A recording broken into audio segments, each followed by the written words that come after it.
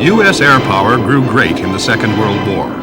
Its most visible expression was the vast armada of bombers, such as B-17s, which droned over the Axis countries.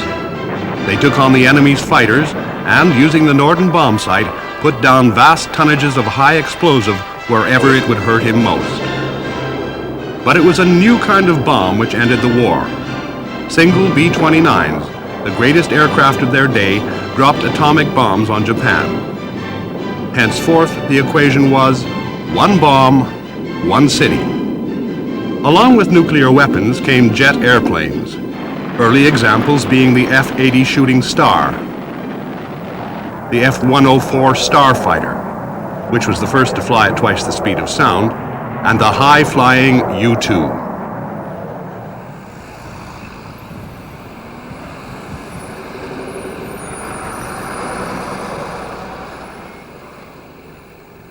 Today, Strategic Air Command is the biggest command of the U.S. Air Force. Its headquarters is at Offutt Air Force Base, Nebraska.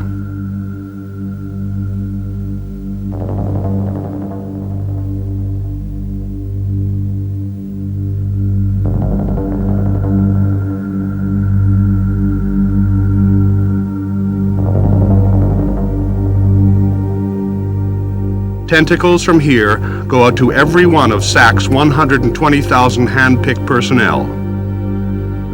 Powerful computers and communication systems never sleep, but continuously monitor the exact status of 100 B-1B bombers, 250 B-52s, 60 FB-111s, 1,000 Minutemen intercontinental missiles, and a small but growing force of Peacekeeper missiles.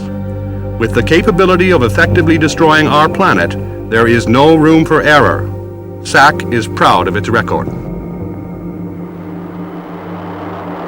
Some of SAC's aircraft carry no weapons, though they are the most powerful and most costly aircraft ever built. Based on the civil jumbo jet, they are the mighty E-4s, weighing 400 tons and with 60 people on board. In time of crisis, not only the commander of SAC, but also the President of the United States would be on board. Via amazing command and control systems, they would direct all the U.S. armed forces, even if Washington no longer existed.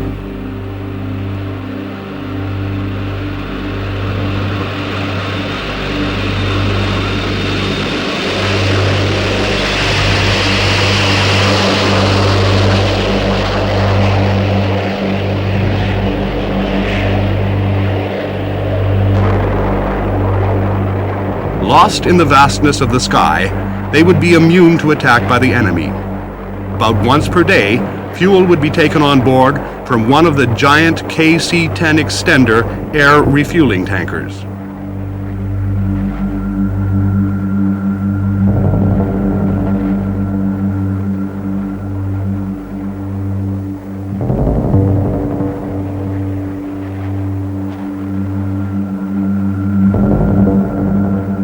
It is the fervent wish of everyone aboard that they never have to make a mission in deadly earnest. Much smaller than the E-4, but almost as expensive, the Boeing E-3A Sentry is the world's greatest guardian of the skies, but again without any weapons of its own. It is officially the AWACS, the Airborne Warning and Control System. Its chief payload is a powerful radar which transmits and receives through a giant antenna 30 feet across, which rotates high above the aircraft. On board, 16 to 20 specialists manage complex computers and displays to carry out surveillance, weapons direction, and battle staff functions.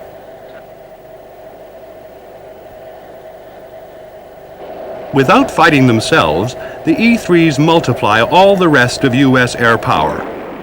As the rotodome rotates, it sweeps the radar beam to all points of the compass. From over 5 miles above the Earth, the radar can see everything of interest on or above the surface out to a distance of 250 miles.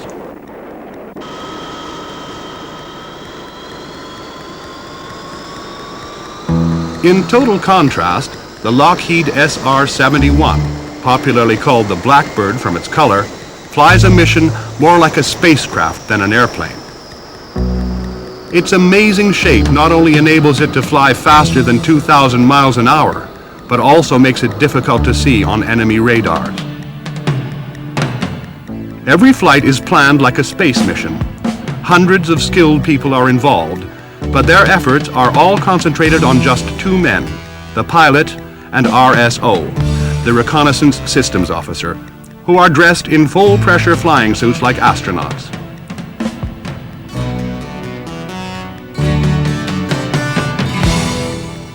In the rear cockpit, the RSO manages cameras similar to those carried by spy satellites and cunning radars and infrared sensors, though details are secret.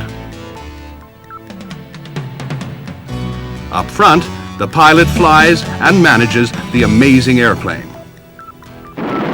For crew safety, escape systems that could operate at over 100,000 feet had to be developed.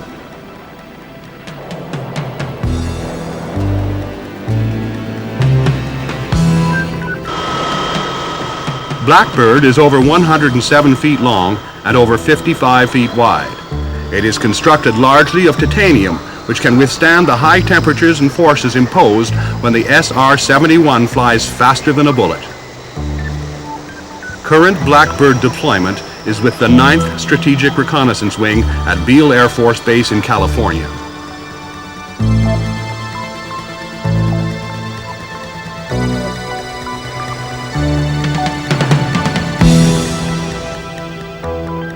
Once it has tucked away its triple sets of wheels, it becomes the fastest and highest flying airplane in the world, and also one of the most elusive.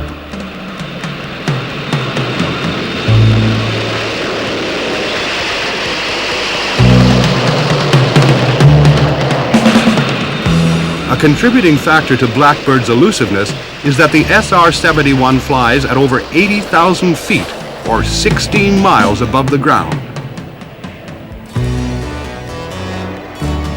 To reach high altitude and speed, each power plant generates more than 30,000 pounds of thrust, more thrust than the engines on board the Queen Mary.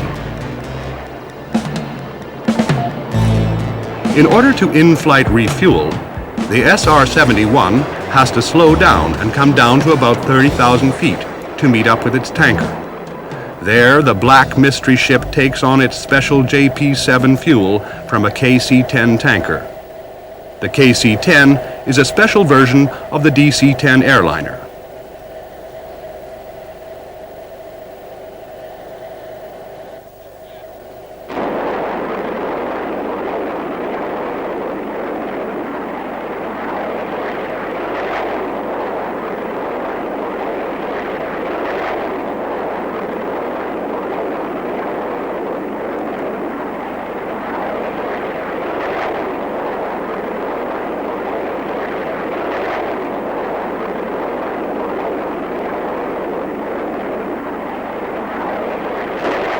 In a very rare formation, an SR-71 is accompanied by a TR-1, the latest version of the U-2 spy plane.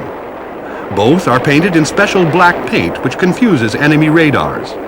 Together, they give the United States unrivaled ability to find out what other nations are up to.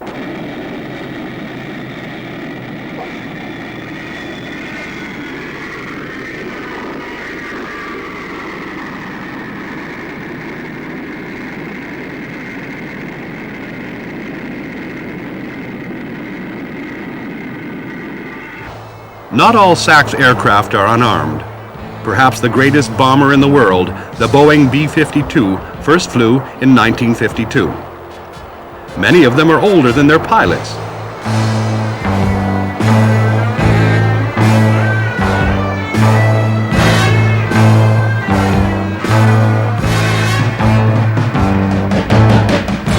Though originally designed to fly serenely at 40,000 feet, carrying a few nuclear bombs, these B-52Ds were rebuilt to fly at low level and to carry up to 40 tons of ordinary HE bombs.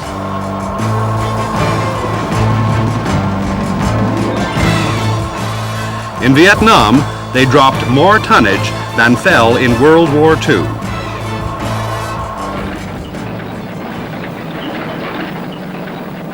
Today, only the latest versions of B-52 are in service.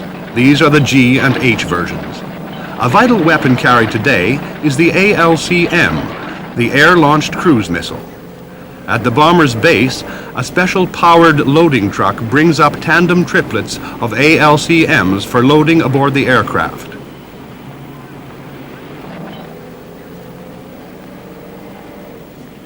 A B-52 can carry 20 of these awesome weapons, 12 under the wings and 8 on a rotary dispenser inside the fuselage.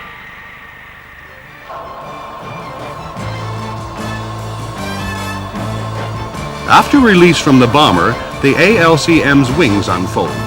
The jet engine starts working, and it becomes a miniature airplane over 20 feet long and flying at jet speed.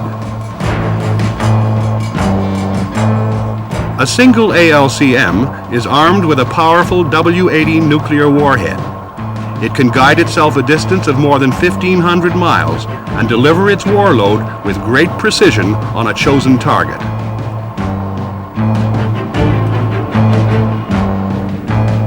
The service record of the B-52 has been long and proud, and these great aircraft are expected to serve well into the 1990s.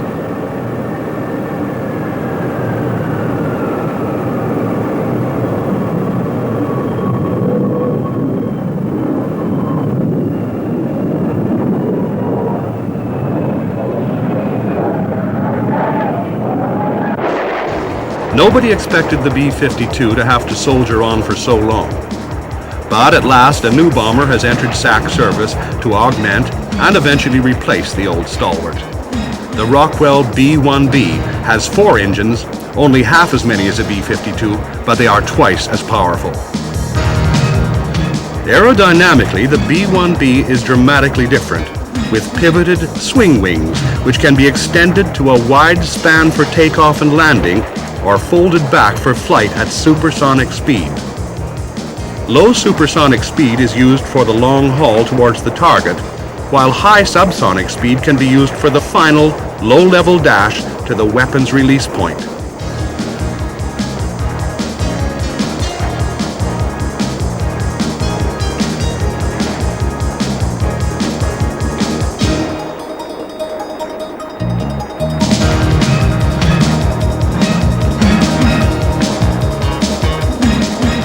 Unlike the B-52, the new bomber, which is crewed by a pilot, co-pilot, and 2 systems operators, was specially designed to attack at low level. This is achieved using advanced navigation aids to deliver free-fall bombs with great accuracy.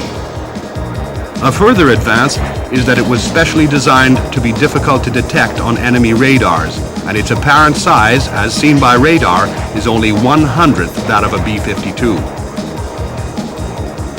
It is, however, not a true stealth aircraft, and an even later bomber is being developed by Northrop for service in the 1990s, when even the B-1B will find life difficult.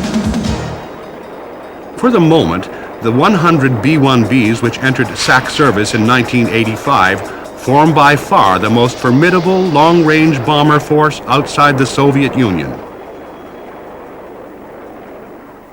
Today, America's air power is also looking toward space.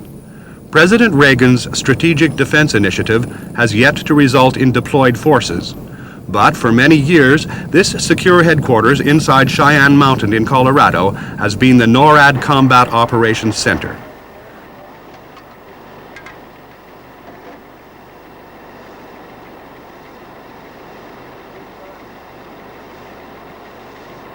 NORAD, North American Air Defenses, is a binational command operated by U.S. and Canadian forces.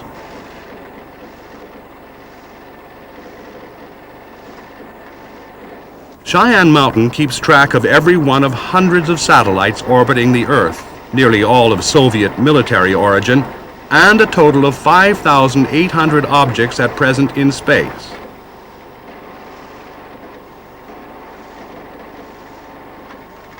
Since 1982, the U.S. Air Force has assigned all space operations to Space Command, whose responsibilities are not merely global, but now extend far from Earth.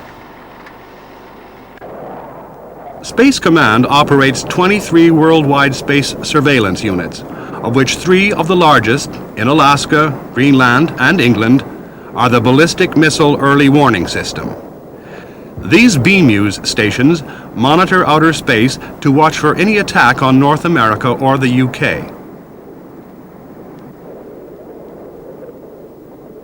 If they sounded the alarm, 1,000 nuclear missiles could be launched in retaliation. In fact, America's strategic missiles are designed to ride out an attack and remain launchable afterwards.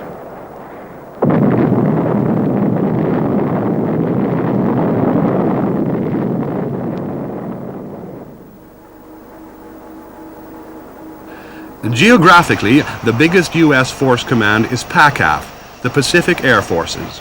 They cover a third of the world, from Hawaii to Asia. Typical of PACAF's operations is that at Kunsan Air Base in South Korea, where McDonnell F-4D Phantom II fighters are loading Mark 82 bombs and GBU-10 laser-guided smart bombs. They also carry electronic countermeasure pods to defeat hostile radars. These famed fighters are now being replaced by the F-15 Eagle and the F-16 Fighting Falcon.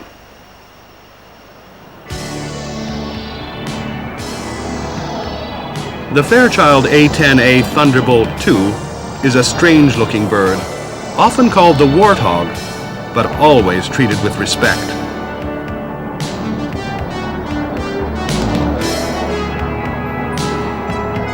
Designed to kill tanks, it has the most powerful aircraft gun in the world. 1,350 rounds of armor-piercing 30mm ammo can be carried. This is fed into the magazine with a powered loader.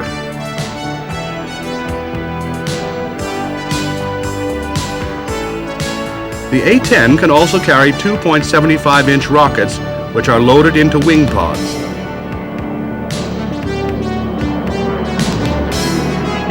Streamlined Mark 82 bombs are another option for strike missions.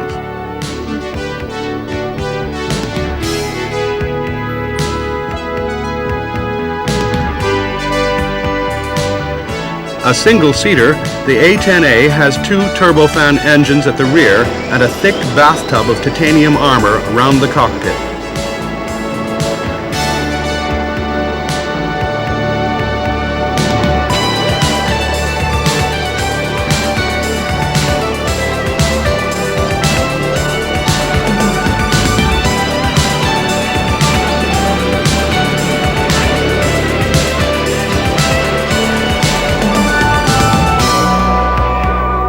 These A-10s belong to the Connecticut Air National Guard, but have been deployed to Hawaii for live firing exercises, which is a great experience for their part-time pilots.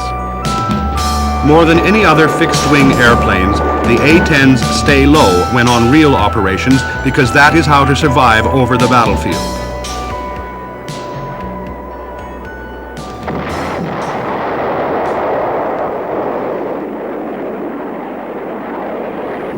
Of all aircraft in the sky, the one most young men want to fly is the General Dynamics F-16 Fighting Falcon. These F-16s at Hill Air Force Base in Utah were the first in service. Tanks, bombs, and 20mm ammo goes aboard as the ground crews prepare the aircraft for a training mission.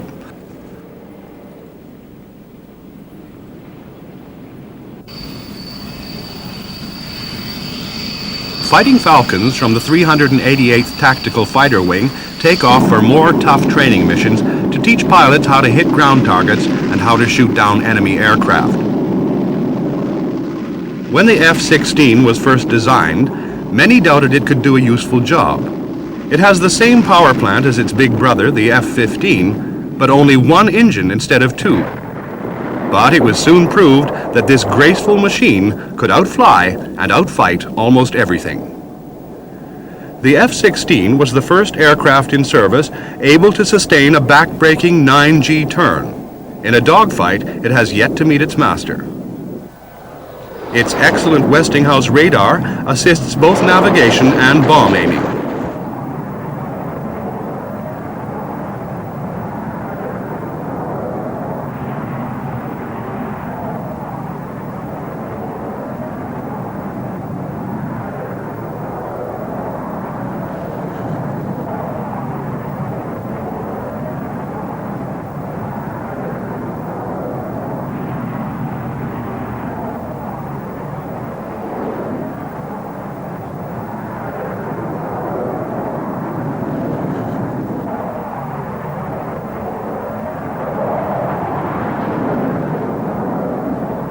In air combat mode, the radar can put the short-range Sidewinder missile on target. Air-to-ground loads, such as cluster bombs, can weigh up to 6 tons, and still the F-16 is probably the most agile aircraft in the sky.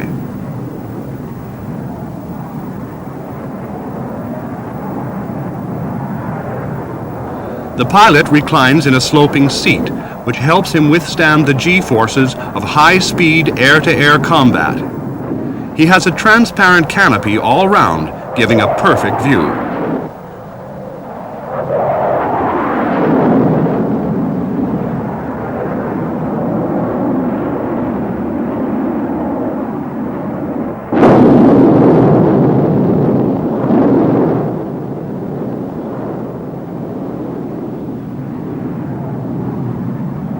It was said by one pilot after his first flight that it was like riding on a jet-propelled telegraph pole.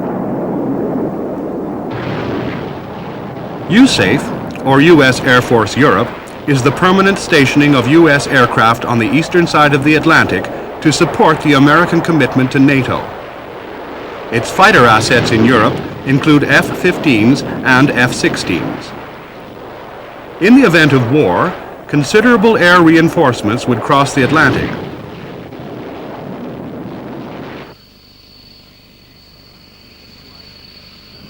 Because of the anticipated intensity of any war in Europe, all U.S. bases are being equipped with hardened aircraft shelters.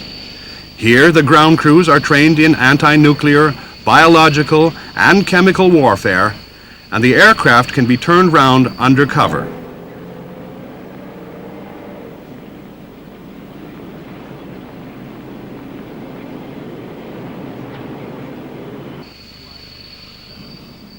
Hardened aircraft shelters at Lakenheath in England are also home to the General Dynamics F-111F Aardvark.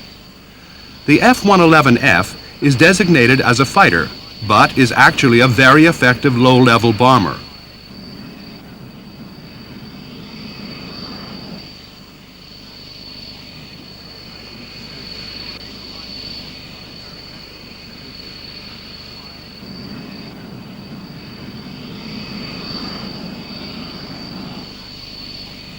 F-111s can carry over 12 tons of bombs, and they were the first aircraft in service with pivoting swing wings matched to heavy load takeoffs and to flight at supersonic speed.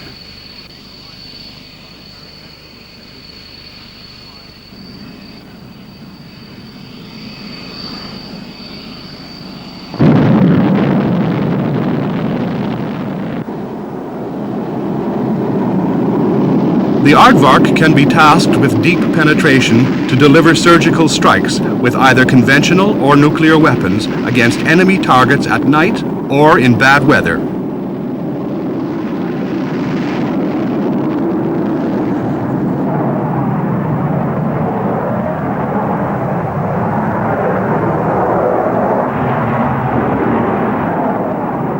The crew of two sits side by side, and they need strong nerves to fly at near the speed of sound only just above the ground, even in thick fog, and even among mountains. Unfortunately, this is the only way to hit the target and stay alive.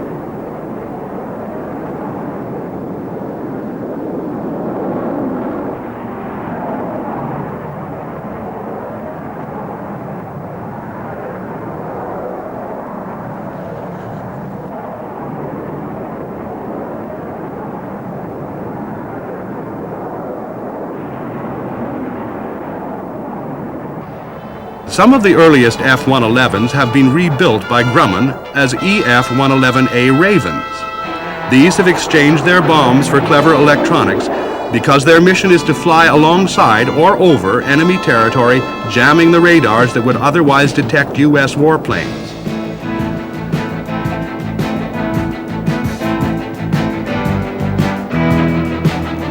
The EF-111 carries very sensitive receivers which continuously search for additional enemy defenses. Should a new radar be detected, it is identified, analyzed, and jammed automatically while continuing to spoil the operation of all the others.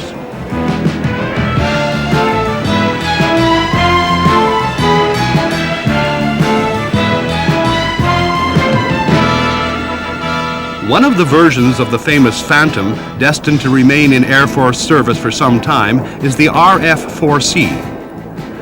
This Phantom does not carry weapons, but is loaded with special cameras, infrared and side-looking radar, and flies reconnaissance missions through enemy territory. Well over 5,000 Phantoms were built.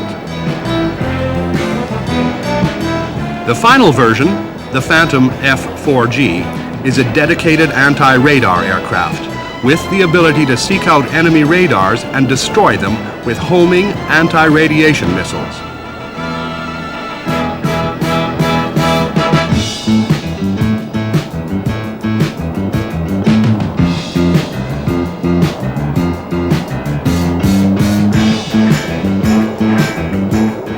The neat little Northrop F-5E Tiger II fighter does not have a front-line role with the U.S. Air Force, but its life is nevertheless one of unremitting aerial combat. Painted to look like fighters of the Soviet Union and other Warsaw Pact countries, they serve as aggressor aircraft to play the part of the enemy. Flown by the best fighter instructors in the business, their task is to turn the average fighter pilots into unbeatable fighter pilots.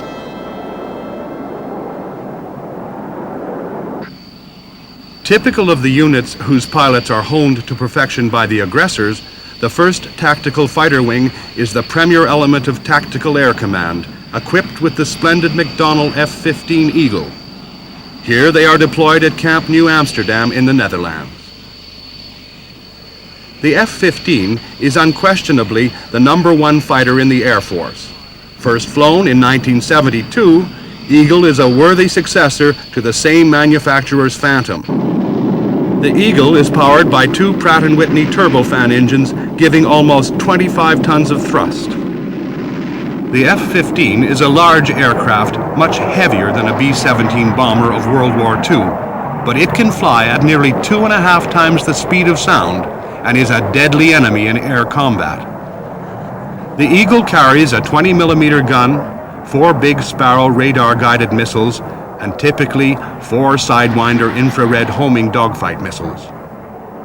Using its superior Hughes radar, the F-15 pilot easily finds the enemy, locks on, and fires a missile. The enemy is caught in the F-15's head-up display. Eagle fires a live missile against a QF-102. Once an all-weather interceptor, the QF-102 is flown under radio control to serve as an air combat target. Perhaps this is a better way to die than in a scrapyard. Today, the McDonnell plant is building a new kind of F-15, the F-15E. This Eagle can let go 23,500 pounds of bombs. It can also be armed with cluster bombs.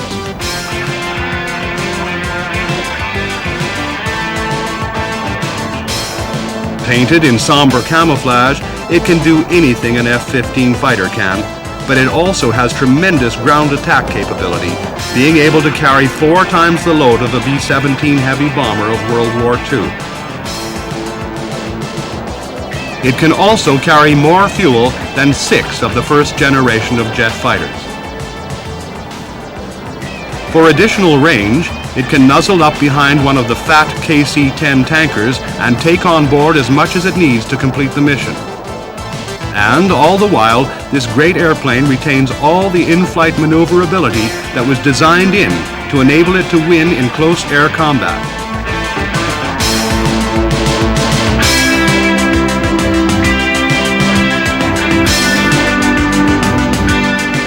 Early F-15 fighters were single-seaters, but this new dual-role version adds a backseater called the Weapons System Officer. Maybe 2 heads are better than 1.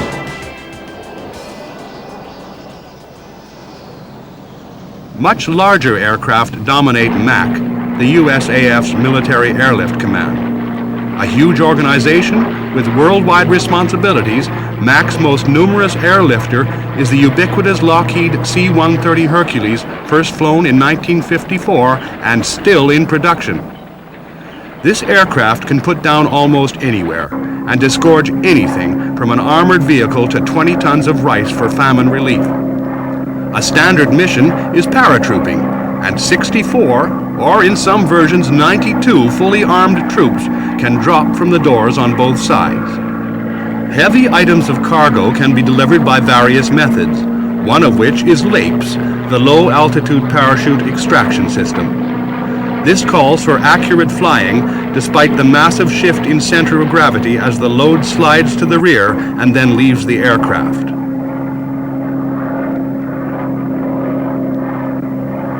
More covert operations can be conducted from the C-130, such as the insertion of Special Forces or the Navy's SEALs.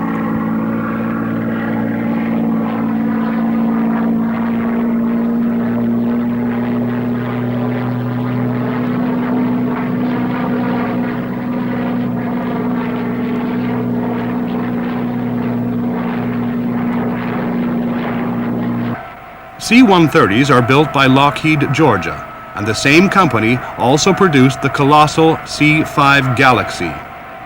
As normal, the rear fuselage opens to take on board or airdrop heavy loads. However, the nose opens as well. Hydraulic rams slowly position the loading ramp 19 feet wide, and outsized cargoes could then be loaded.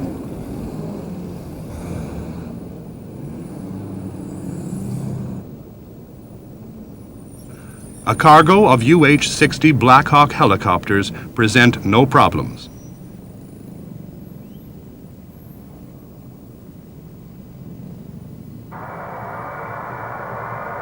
The mind boggles at the statistics of these giants, which can carry 160 tons of fuel and haul 130 tons of whatever the battlefield commander happens to need.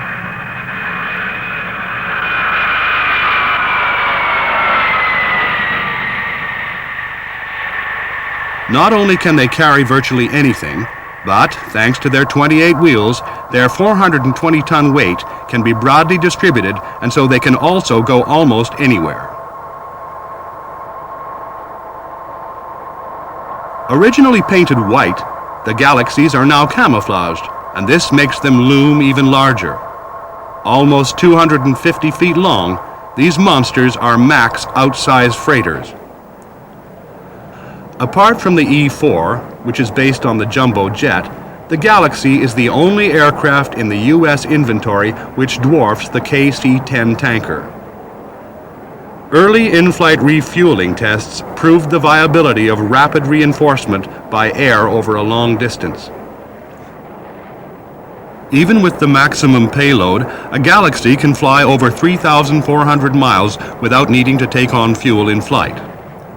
Today, both types of aircraft are painted in the mix of dark gray and green shades known as Euro 1 or European 1 camouflage.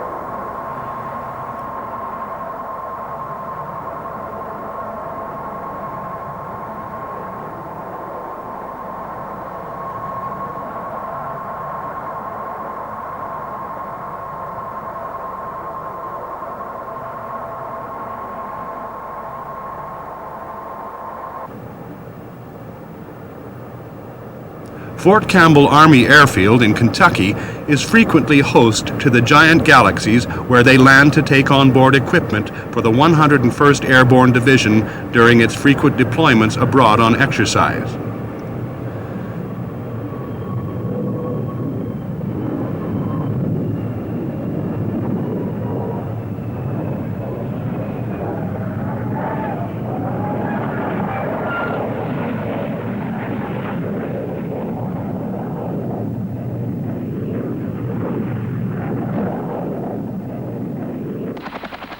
The United States Army's helicopter assets have often been described as the world's third biggest air force. Indeed, one particular type of helicopter, the Bell UH-1, has been built in larger numbers than any other military aircraft since World War II. Officially, it is named the Iroquois, but to American fighting men everywhere, it is the Huey, an odd name derived from its original designation of HU-1. First flown in 1956, it is still serving in large numbers as the standard tactical airlifter. Hueys can carry squads of up to 14 troops, and in the resupply role can lift up to 2,000 pounds of cargo. Though different versions of these machines serve all branches of the U.S. Armed Forces, by far the greatest number wear the olive drab color of the Army, and most of them will spend their operational life perilously close to enemy land forces.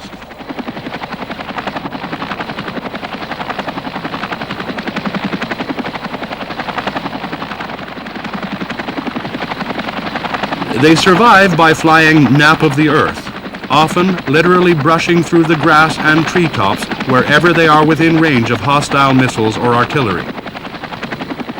They never stay in one place for long, and their pilots have plenty to do, having to navigate accurately, keep an eye open for enemy fighters, and perhaps the worst hazard of all, avoid wire strikes.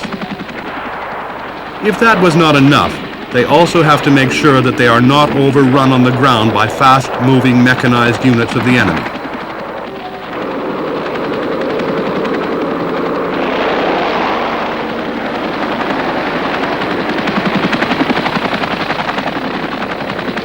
Hueys are made by Bell Helicopter Textron, and this Fort Worth, Texas company also made large numbers of the smaller OH-58 Kiowa.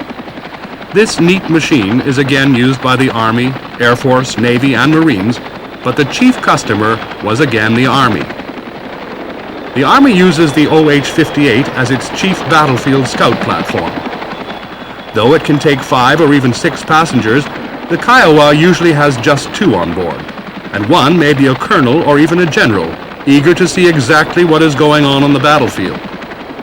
This again means nap of the earth flying, and Army Kiowas are fitted with cable cutters. Some are being upgraded with sensors able to see at night or in bad weather.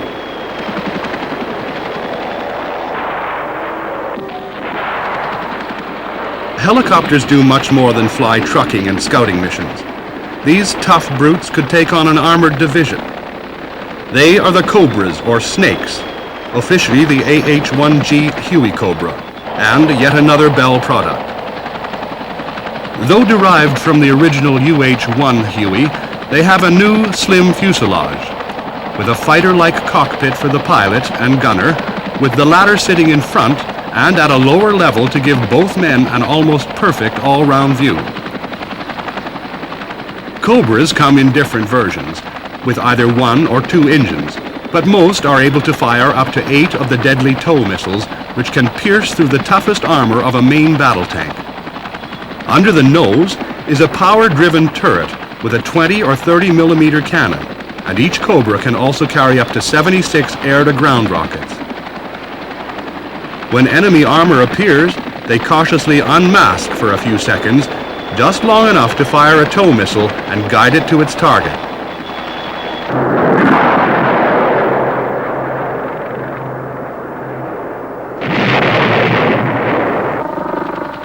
At a range of 3,000 meters, the Cobra, seen head-on, is reckoned to be almost invisible.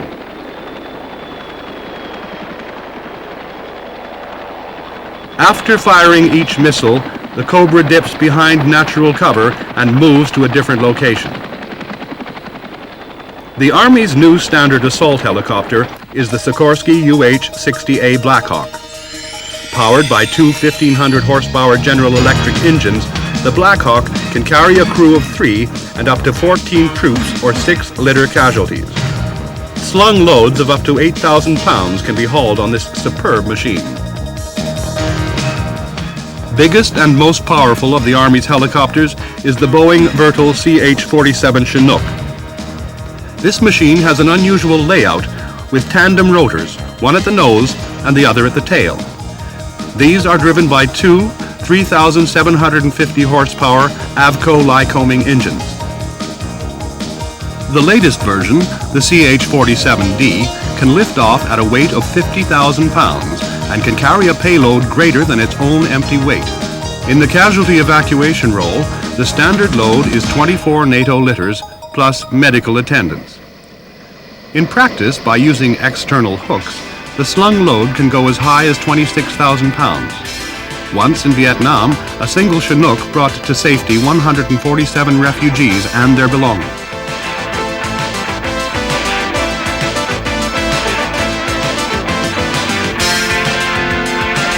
The Chinook can also transport such vital supplies as rations and fuel in flexible fuel bladders. And for tactical versatility, batteries of artillery and their ammunition can be moved about the battlefield.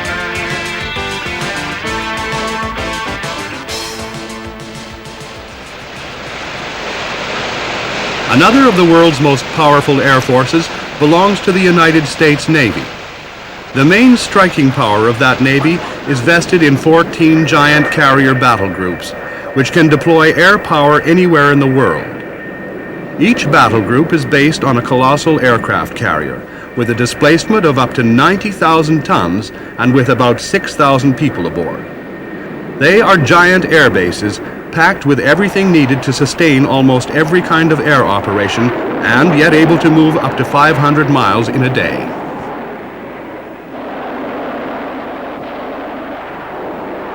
At over $30 million each, the Grumman F-14 Tomcat is one of the world's most expensive fighters, yet it offers unique capabilities. No other aircraft can pick out 6 hostile aircraft and shoot them all down, virtually simultaneously, from a distance of over 100 miles. Fitted with pivoted swing wings, the F-14 has a crew of 2 and carries a 20mm gun and 3 different kinds of air-to-air missile. Its task is to defend the fleet against any attack from the air. The newest Navy and Marine Corps fixed-wing combat aircraft is the McDonnell Douglas FA-18. The single-seat Hornet was designed to replace the F-4 in the fighter and the A-7 in the attack role, and can operate by day or night.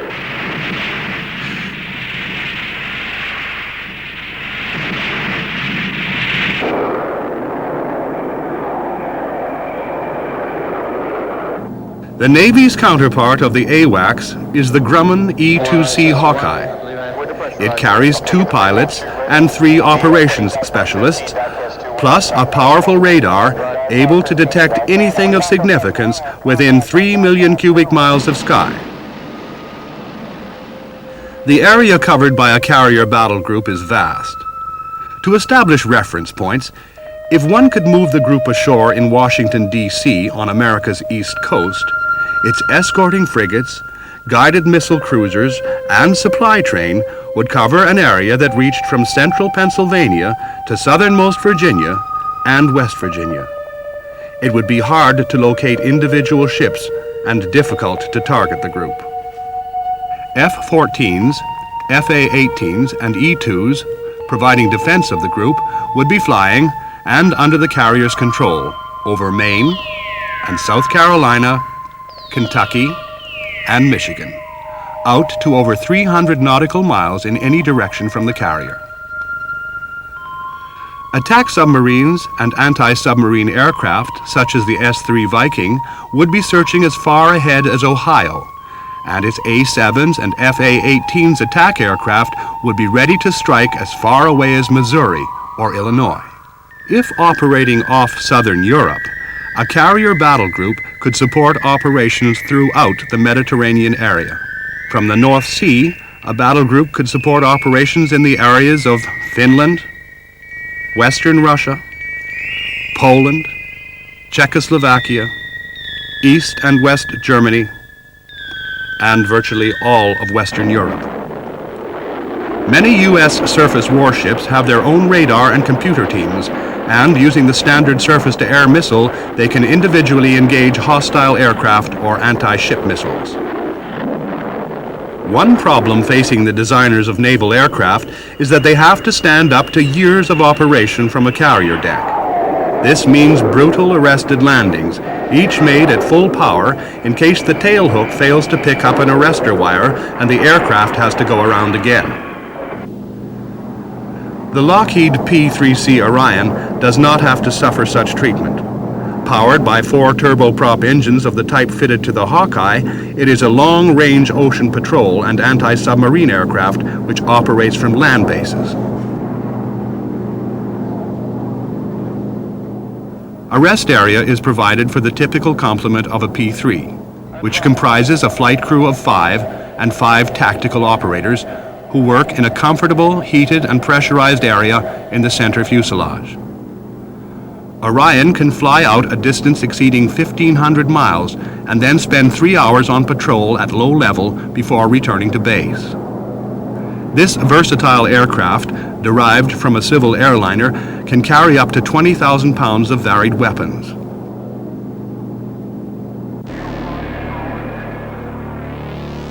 A folded Sikorsky SH-3 Sea King comes topside on the elevator onto a carrier's flight deck. After unfolding, it departs on an anti-submarine mission, carrying anti-submarine warfare sensors and 2 Mark 44 or Mark 46 torpedoes. The dunking sonar is used to locate the submerged submarine. Smoke markers pinpoint the position of the sub for attack. Similar helicopters can also fly search and rescue missions. To prolong their patrol, Sea Kings can undertake in-flight refueling. The helicopter simply formates with a friendly warship and takes on a fresh supply of fuel.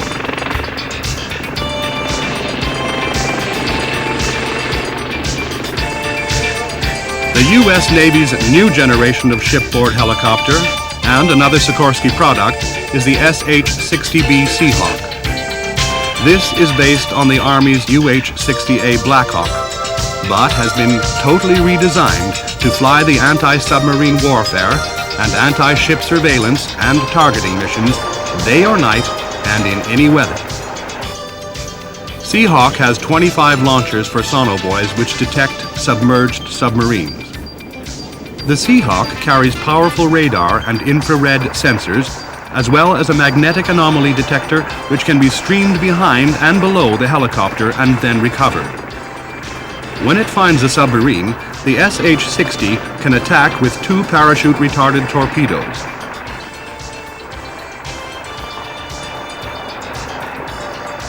Tests were carried out in which all 25 sonobuoys were ejected.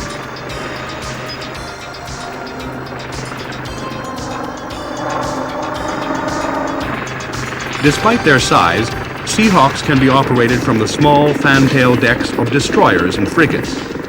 A special recovery assist, secure and traverse, RAST system, enables the big copter to be winched down safely with the ship pitching in waves of up to 13 feet high. The biggest and most powerful helicopter in the Navy, the MH-53E Sea Dragon, is a special mine countermeasures version of the helicopter originally developed as an assault transport for the Marine Corps. Powered by 3 engines, each of 4,380 horsepower, the Sea Dragon is an aerial minesweeper which operates out of reach of deadly sea mines. It has large internal fuel capacity, which is augmented by a large sponson tank on each side, adding a further 3,200 gallons. The Sea Dragon has the power to handle any kind of minesweeping gear. Not only must the big sweeping sledge be pulled through the sea, but it must also be fed with electrical power.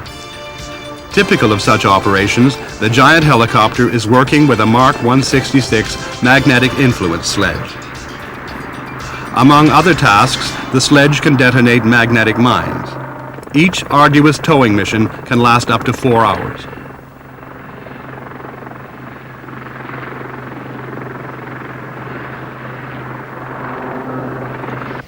Tough, disciplined, and ready, the Marine Corps are airlifted by various kinds of helicopter, of which the biggest and most powerful are the twin-engined Sikorsky CH-53 Stallions and the triple-engined CH-53E Super Stallions. Both these types can airlift 55 armed troops or bring in artillery, vehicles, ammunition, or engineering equipment needed during amphibious operations such as an assault on an enemy beach anywhere in the world.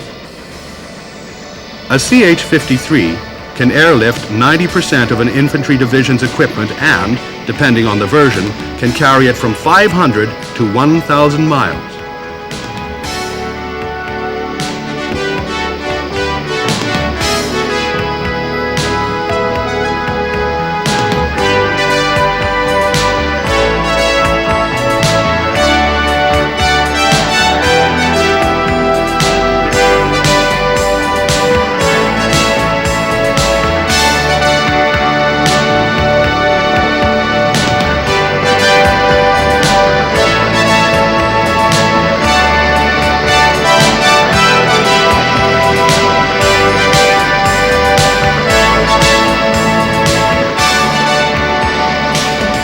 The giant rotor blades and tail fold for stowage aboard ship.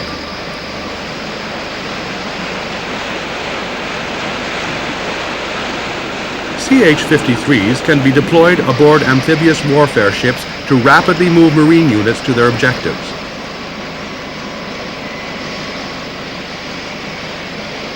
The helicopters are equipped with flight refueling probes, from which they can take on fuel from the Marine Corps' KC-130 Hercules tankers, permitting them to self-deploy worldwide.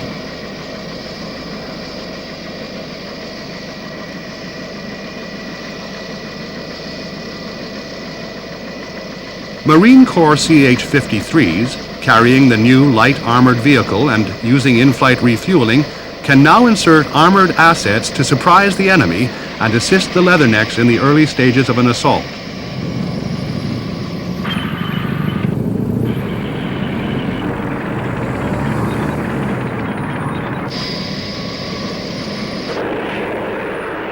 Alone among the U.S. forces, the Marines use jet lift, short takeoff, and vertical landing warplanes that need no vulnerable airfields. Back in 1969, the Corps adopted the British Harrier as a versatile attack and fighter aircraft.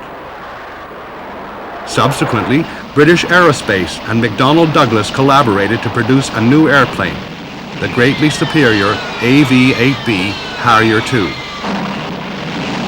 A dream to fly, the Harrier II is new in almost every part and will eventually replace the AV-8A in Marine Corps service.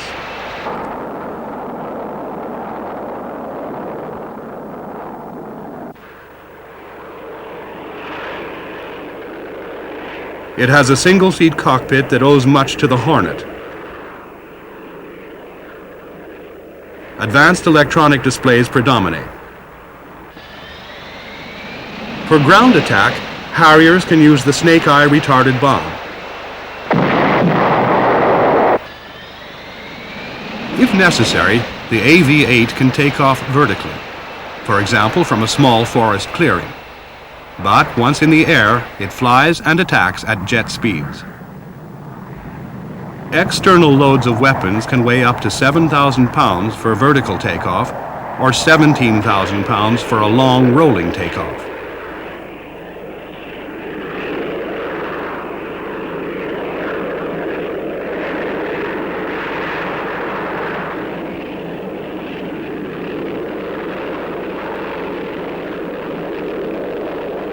Rolling takeoffs are also made from the flight deck of amphibious warfare ships.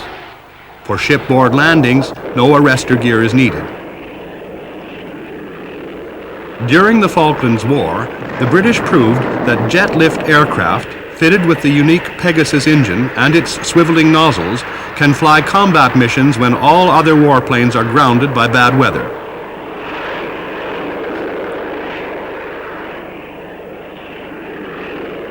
During the same conflict, it was also found that Harriers, armed with the Sidewinder air-to-air missile and using the vectored thrust of the Pegasus engines, or VIFing, during air-to-air combat gave the type a huge tactical advantage. The Harrier II introduces a new rapid-fire gun of 25 millimeters caliber. It is also capable of carrying a very wide variety of weapons and stores. Though the Harrier II is a really impressive machine, plans are already afoot to produce a supersonic version of this remarkable aircraft. Though quantitatively overshadowed by the Soviet Union, the diversity and above all quality of the different aircraft from her four services makes America the greatest single air power the world has seen.